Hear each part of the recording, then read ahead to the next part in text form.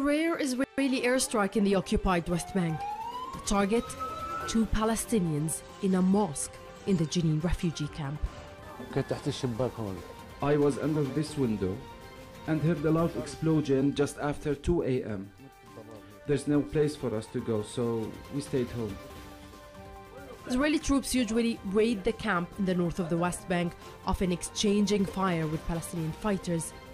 This time, Israeli soldiers were nowhere to be found. A dangerous escalation, Palestinians say. The Israeli army says the 2 people targeted were responsible for previous attacks and were planning new ones. Following the strike, some families say Israeli forces called them threatening to kill other wanted Palestinians. With these assassinations, it's clear that the Israeli forces are starting to copy what they're doing in the besieged Gaza Strip in the occupied West Bank too.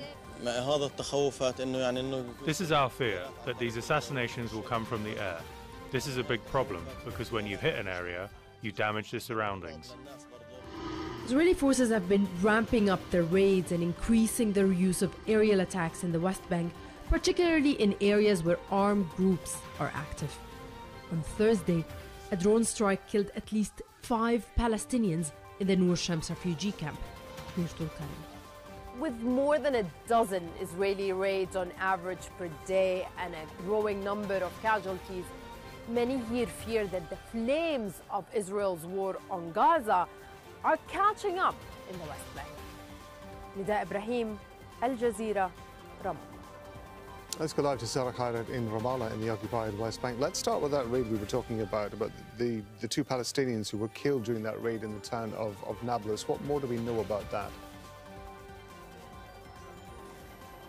Robol, we know that 2 people were killed, including a teenager, and this is one of the latest raids that had happened in 24 hours, where multiple raids were carried out across occupied West Bank. And since that one in Nablus, there have been plenty more in the usual areas that you see, such as Tul Karam, just outside of Ramallah over here, and also the latest, there's been a few arrests, including in Jenin Refugee Camp. It's one of the bigger refugee camps here in occupied West Bank for Palestinians that originally had turned up there in 1948 when they were kicked out of their homes. Now, interestingly, what seems to have taken a really sinister turn is that it seems, and that's what we're hearing, it's not confirmed though, from Palestinians that are talking about this, is that one of the people that was arrested, he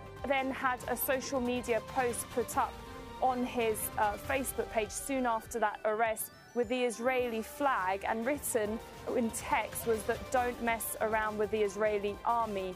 It seems to become a lot more personal at the moment. Also, in that refugee camp during that raid, it seems that posters have also been put up warning people to not show solidarity with those that are in Gaza, but it's also saying don't let this be another Gaza, and it warned that they would revoke work permits if they were seen to be supporting Hamas or, of course, any of the armed groups in the West Bank. So it's really taking and escalating into another level that's not been seen, certainly not recently, in occupied West Bank. These are just not the usual raids, the daily raids that we do see here that happen all the time, but now it's becoming a lot more personal.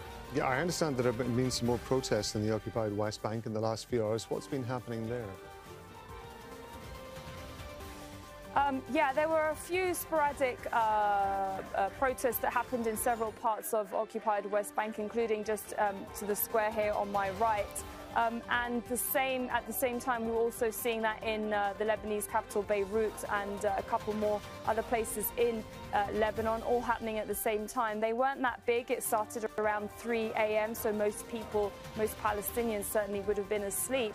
But it's off the back of every time there's a huge number of airstrikes, which is exactly what we have seen, and some of the most ferocious bombardment right now from Israel onto Gaza. That's when youth get together and they rally each other up and they head to the streets. It didn't last for long, but again, it's just showing you that all of those that are in occupied territories, all the Palestinians, are very much concerned to the situation in Gaza, and they are also feeling those repercussions of Israel, it seems in their words, saying that it's taking revenge, not just against Hamas, but it seems collective punishment against Palestinian people. Make sure to subscribe to a channel to the latest news from RDZ World News.